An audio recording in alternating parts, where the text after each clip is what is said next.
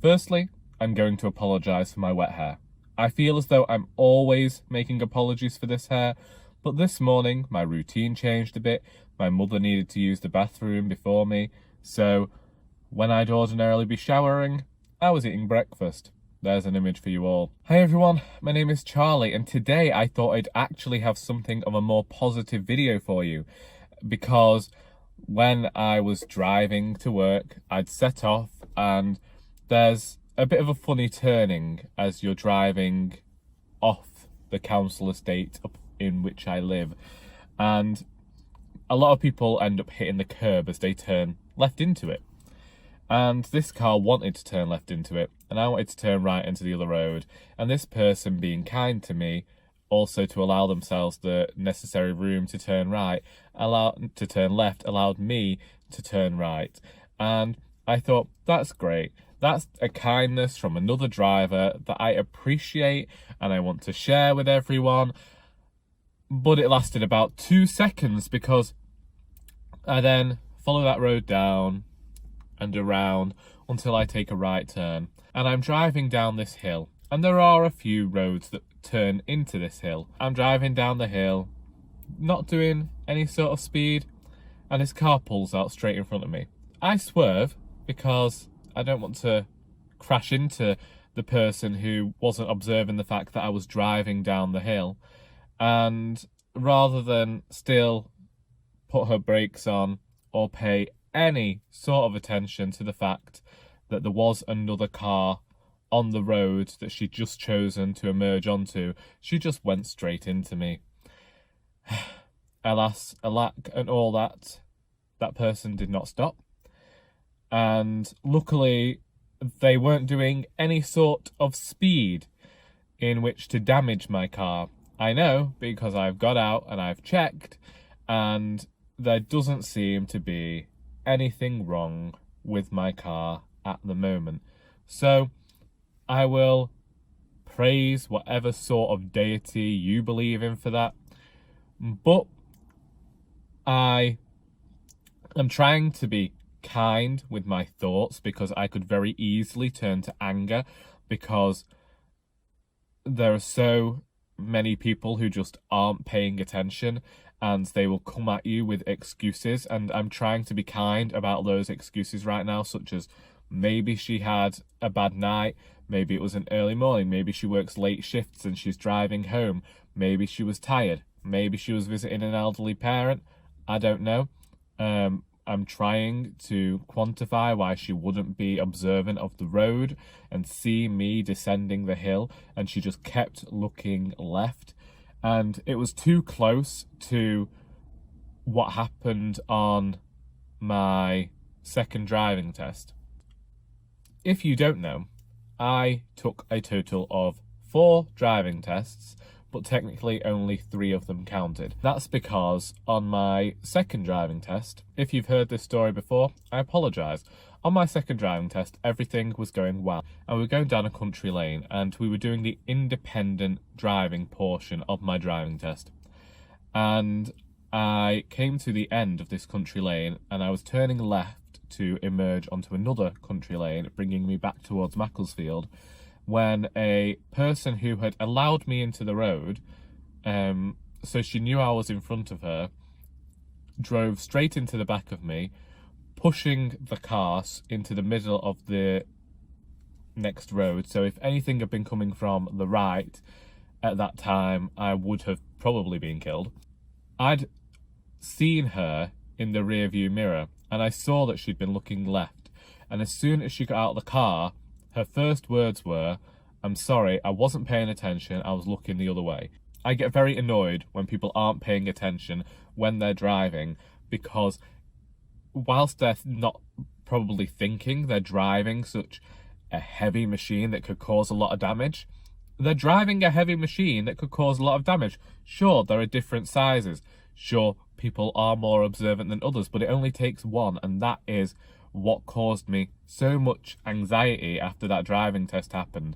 As we know, the following week I ended up going on my next lesson riddled with fear and anxiety. That was the time that I saw my nan having fallen off the curb and had to go with her to the hospital in an ambulance. So that got cancelled. And obviously I think then the anxiety built up more. You know, eventually I'd like to say we got over that. We ended up passing our test and look at me now. But I have to say, I didn't expect to be thinking about that this morning. I expected to be coming to you to tell you about the fact that that one lady had let me out, and instead my mind is riddled with these thoughts of this person who just didn't pay attention, and while she went into my car lightly, she's only clipped it and there's no cosmetic issue that I can see at the moment. It irks me that they just didn't look. And I could see they weren't looking because they were looking down the hill. It's not a one-way street. It's a very busy bus route. And so you think that these people would be paying attention. Anyway, that aside, this week has been a good one. Otherwise, I will obviously talk about the fact that Doris Ahoy released on Tuesday. Thank you to all of you who have contacted me with well wishes and to order copies. It really made a difference and made me feel incredibly happy. Hopefully those of you who have ordered copies will have received them or be receiving them, because I went to the post office. I fielded envelopes from all over my house, so some of those envelopes weren't the nicest, and I have to say I did reuse some birthday tissue paper I got. I only got one gift for my birthday, but it was from a volunteer who really likes to wrap things well, so tissue paper. On Tuesday, I went to Adlington WI. This is the third time I visited a WI. Always find them interesting places to go to. Obviously, I wrote 2 books about a woman and the WI. There's just something so intriguing to me about that. Maybe it's because I used to watch Jam and Jerusalem when I was younger. I don't know. But I turned up at Adlington WI, and originally I'd been booked for an hour and a half, so I'd planned an hour and a half's worth of things to talk about. President, I always want to call them a chairwoman because that's what I called them in my book, but President said you can talk for 40 minutes or an hour. Well, would you know, I actually talked for over an hour, and I only read from the book 3 times, and I didn't do half the things that I thought I would do, because as has been known through these, I woolgather a lot. I chat a fair bit and I ramble, and that's exactly what happened during my talk. Otherwise, it was my first event in nearly 2 years. The nerves building up to that were probably the worst they've been in a long while. I never used to get nervous when it comes to my own sort of thing. I've always had this confidence there, which is probably incredibly arrogant. Yeah, the nerves were definitely present on Tuesday, but overall, I think the night was a success, and I'm really grateful for Adlington WI giving me that opportunity to go and share my book in what was the first event for it. They didn't know it was going to be my first event for Doris Ahoy. It's also technically my last event for Doris Ahoy because I didn't book anything else because, as aforementioned, the nerves are rife, and just the idea of going and doing events again, it's not that it scares me, it's just I was too disappointed at people not being there and people not engaging with the book, and I ended up feeling as though I was forcing something on people that people didn't want. I should also thank Steve Donahue for his kind words about Doris in his bougie booktuber tag. I finally said it correctly, because they brought a smile to my face, and honestly, I didn't think he knew anything about my books. Well, I always feel as though people think less about my books than they might do. I don't know, maybe it's a bit of an imposter syndrome. I have absolutely no idea. Thursday we started back at the writers group, and naturally I forgot all my paperwork, everything that I wanted to read, and so I just sat there and listened to all of the other writers, and when they asked me to read Doris Ahoy, I didn't. Similar to the whole thing of not wanting to force it upon people. I don't want people to think that they have to buy my book simply because they know me. I appreciate the support, and I'm incredibly grateful every time someone does buy a copy, but there's just something inside me, and it's nothing to do with shameless self-promotion. I know that I need to do that in order to get my book out there, but there is... I think there really is shame in me at the moment in asking people to buy my book. It's one of the whole things, like when you talk about difficulties money-wise, I always mention about buying my books because I feel at least there's some sort of reward in it for people if they buy my book. Also, I've realised that it being an independently published book lends itself to me getting more criticism for that than people actually reading the book sometimes.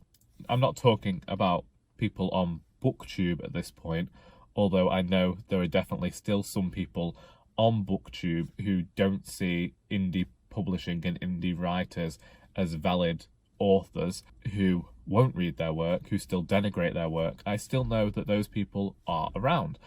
The people I'm talking about are generally people who have turned up to my talks, to my readings, and they haven't been the nicest when it comes to indie publishing, self-publishing. There was one lady there who is a proofreader, and she came over, gave me a card, and I was incredibly happy about that because I was thinking about hiring a proofreader in future. And I think that freelance proofreaders and people like that are respectful of indie authors because, well, not because it's a job for them, but I think they're more inclined to read their works.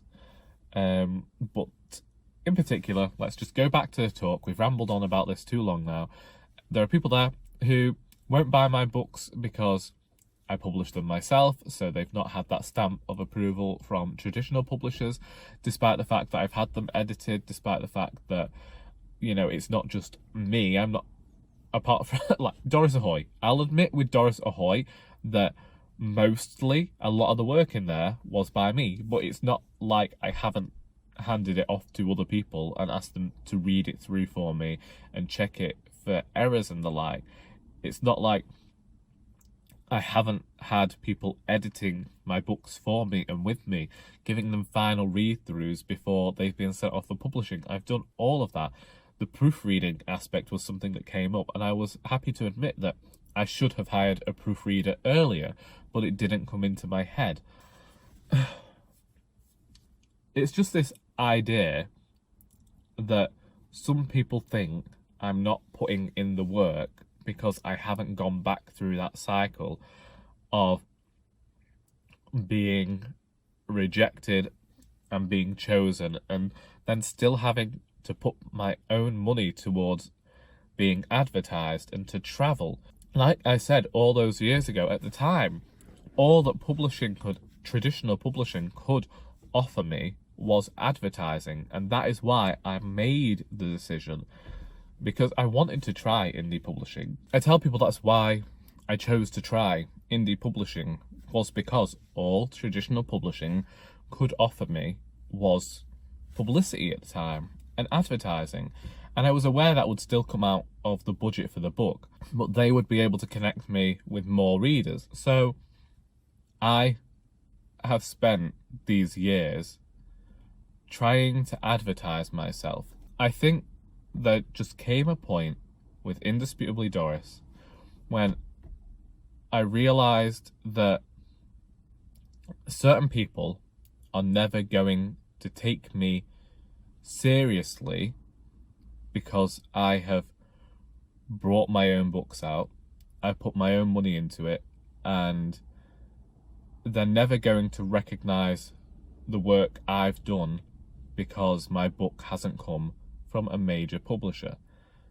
And there was something there, because I can be a bit bloody minded, and I am sometimes the type of person who would cut off my nose to spite my face. That if they're not going to appreciate all of the work that I put in, but they're going to sit in my audience and they're going to laugh at what I've written, and they're going to engage in that way, I am not going to give them that opportunity to look at my face and smile at my face, but then talk down about me away from me.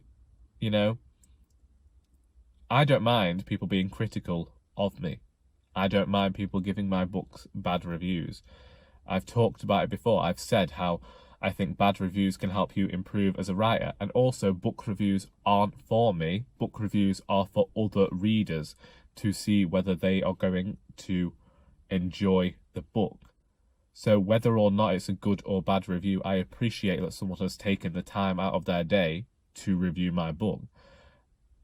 But when it's an attack on the way I chose to release my book, and somehow it makes it less than something that came out and had a lot of money behind it from a traditional publisher, when you compare the two and try to kind of denigrate me again, I don't like that, and I'm not going to put myself in that sort of situation. There have been times before when sometimes people don't realise I'll get my mother to give me a lift, so I don't take up parking, and just because I have a lot of stuff to carry, it helps to have somebody else there.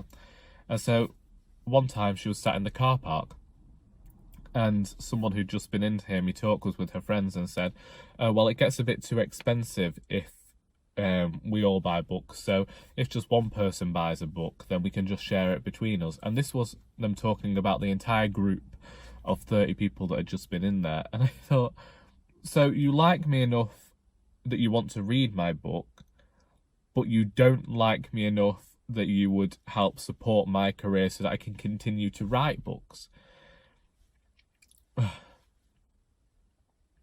Anyway, I didn't mean to go off on that tangent, but that's just where my head is at the moment. I will say I'm incredibly glad that Moona released another album called Saves the World. I've listened to it a few times now, and I honestly think that it stands with About You as being an amazing album, and I just am astounded by this band. And yeah, also read Melmoth by Sarah Perry with Abby of Abby McReads. It was our first buddy read together, and I ended up really appreciating this book more thanks to being able to discuss it with Abby. She has some brilliant insight into things that really then helped to expand upon things that I'd noticed as well. And yeah, I had a really fantastic time reading that book, and I would recommend it. Otherwise, I'm just watching Monty Python, and I still don't understand it. I'm watching an episode every night on Netflix, and I don't get Monty Python at all. If somebody wants to explain it, feel free, but I don't think that that's the show for me. Now, I really must be going because I'd actually planned to go inside and do some work before other people got here, and because I've spoken for so long, there is now no time for me to do any work before they get here within about the next 2 minutes. So I'm going to leave it there. I haven't really talked about anything much, so what are you reading, what you're writing, what you're listening to, what you're watching, all that fun stuff. What have you been up to this week? Feel free to let me know in the comments. I hope you got something out of this video besides sheer boredom, and until next time, that is all.